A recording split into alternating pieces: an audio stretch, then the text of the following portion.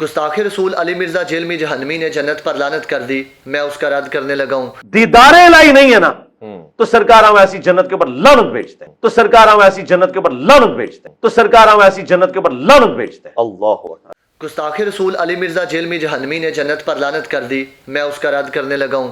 اگر بندے دا پتر ہے تو اس بات کو ثابت کرے کہ کسی قرآن پاک کی آیت سے، کسی حدیث رسول سے، یا کسی صحابی کے قول سے، یا کسی تابعی نے بھی اگر یہ بات کی ہو جو اس نے کی ہے کہ اگر جنت میں اللہ کا دیدار نہیں تو اس پر لعنت ہے، جو کہ کبھی قیامت تک بھی یہ ثابت نہ کر سکے گا۔ یہ چیلنج ہے مرزا جیلمی کو بھی اور اس کے لونڈے لپاڑے شاگردوں کو بھی، اس بات کو ثابت کریں۔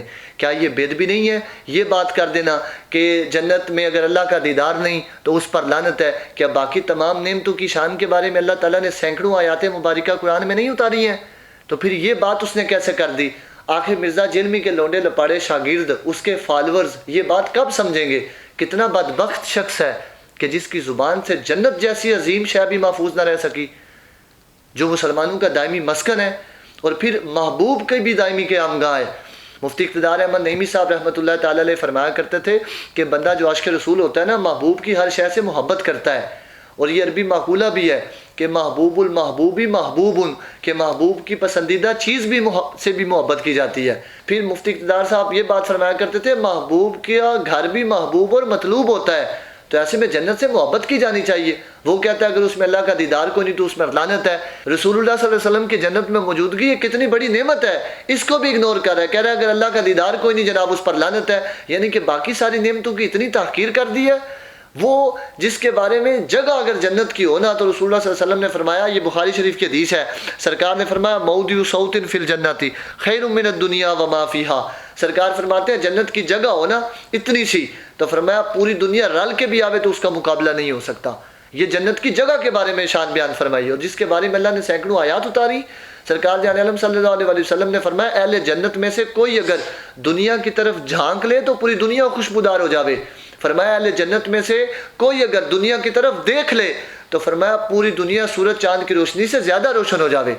پھر سرکار نے فرمایا جنت کے 100 درجے ہیں، ایک درجے کے اندر تمام جہان سما سکتے ہیں۔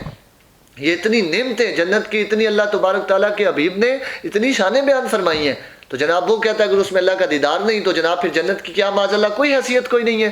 کتنی بے ادبی اور بدبختی ہے اس بندے کی کہ جس کی زبان سے جنت جیسی عظیم شے بھی محفوظ نہ رہ سکی، جس سے انبیاء نے محبت کی ہے، اولیاء نے محبت کی ہے۔ آخر مرزا جیلمی کے لونڈے لپاڑے کب یہ بات سمجھیں گے؟ یہ کس بندے کی طرف کس بندے کے پیچھے ہم چل پڑے، کس بندے کی طرف لگ گئے؟